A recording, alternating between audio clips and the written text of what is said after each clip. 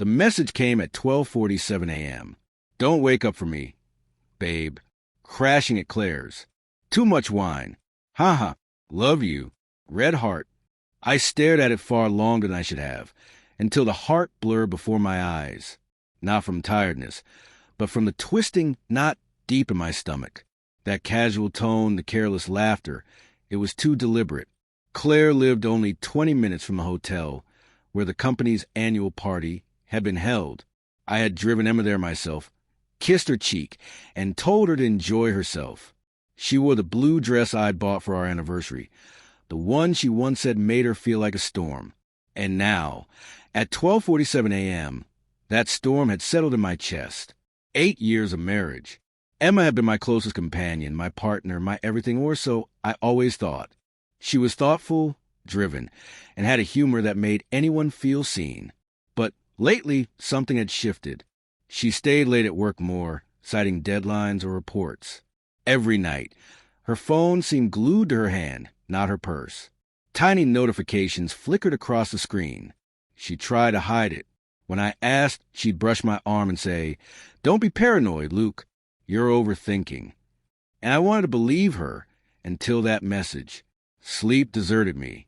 By 1:20 a.m., I sat in the dark, phone in hand, checking her last location on Find My Phone. It was off. She never turned it off. My pulse thundered. At 2:10 a.m., I threw on a jacket and drove out. I told myself I was imagining things, that I trusted her, that marriages only crumble when trust disappears first. Saying it aloud felt hollow, a lie heavier than the truth glaring at me. The hotel lot was nearly empty. A few scattered cars, flickering lobby lights. The company banners still hung near the entrance. Finance Building Futures. I parked across the street and waited. At 2:43 a.m., the side door opened. Laughter spilled into the night. 2 men and a woman. Emma. She wasn't drunk, wasn't stumbling. She looked content. The kind of contentment that exists only when someone believes they're unseen.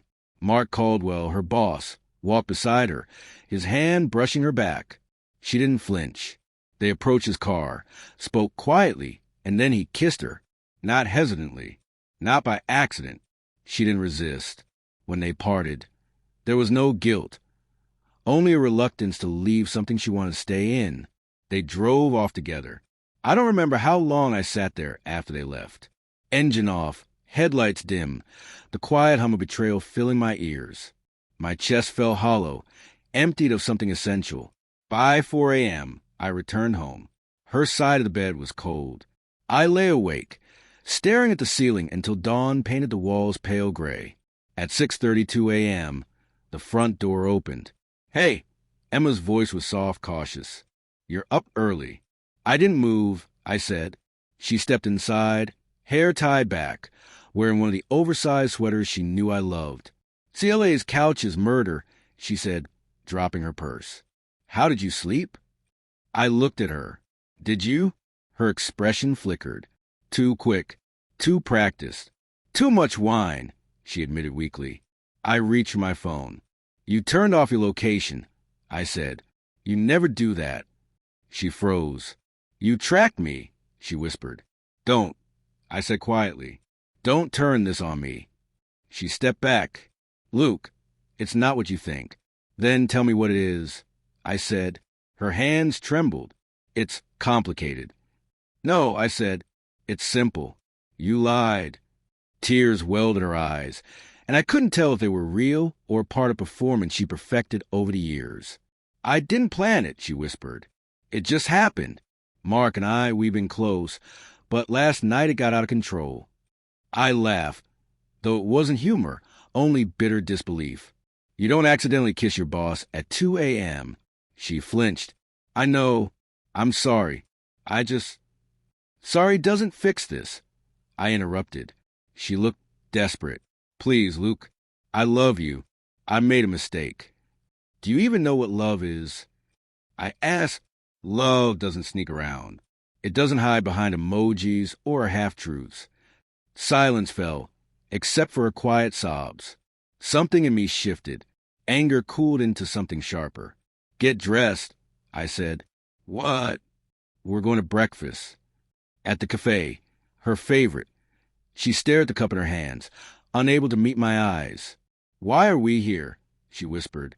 Because I want you to remember this, I said. Every word, every look, every second. Her eyes searched mine. Luke, I leaned closer. You're going to tell me everything. No edits. No comforting lies. She cried as she spoke. How it started with harmless jokes, late nights, drinks after work. How he made her feel notice again. How she convinced herself it wasn't an affair.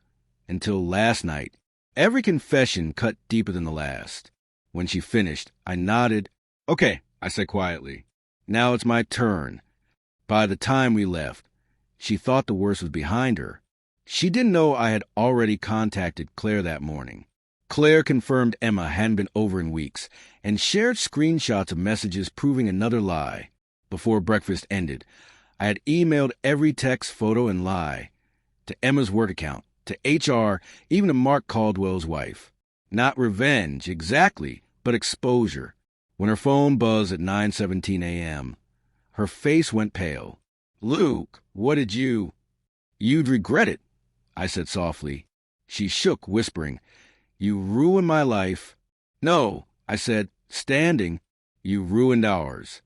I left her in that cafe, surrounded by coffee and fractured illusions. That night, I sat alone in the home we built together. Her things remained, the unfinished book, the chipped blue mug, the lingering perfume. It should have felt like victory. But betrayal doesn't end with triumph. It leaves silence, a hollow space where love once lived.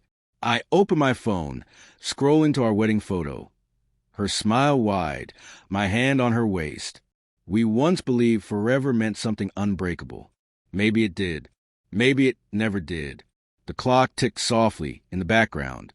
11:58 p.m. The day she disappeared. The morning I made sure she regretted it. Almost over. The ache remained.